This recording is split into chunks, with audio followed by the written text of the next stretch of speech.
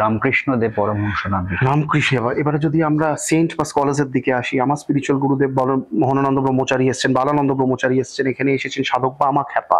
আচ্ছা, তখন যতীন্দ্র মোহনের ছেলে মারা গেছিল, তাকে বাঁচাতে এসেছিল সাধক বামা খ্যাপা।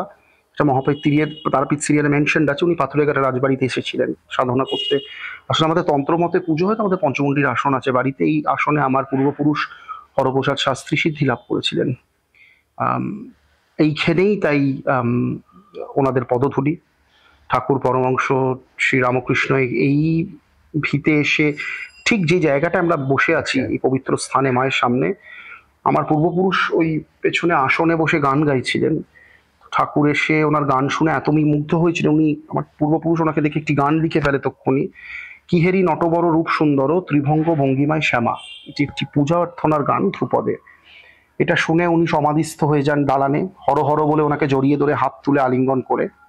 তারপর থেকে উনি রেগুলারলি আসতেন এখানে আমার পূর্বপুরুষের গান শুনতে, এবং আমার পূর্বপুরুষ দক্ষিণেশ্বরে যেত গান শোনাতে মাকে, ভবতারিণী মাকে। তাছাড়া এখানে ত্রৈলঙ্গ স্বামী একটি অশ্বমেধের যজ্ঞ করেছিল, যেটা রামায়ণে রামচন্দ্র করেছিল এই রাজবাড়িতে। এইখানে আমরা যে দাঁড়িয়ে আছি, এর নিচে একটা অশ্বমেধের ঘোড়া আছে। আচ্ছা, বহু পুরনো, আমি বলছি 350 বছর আগেকার। ত্রৈলঙ্গ স্বামী সেই সময় যখন ছিলেন,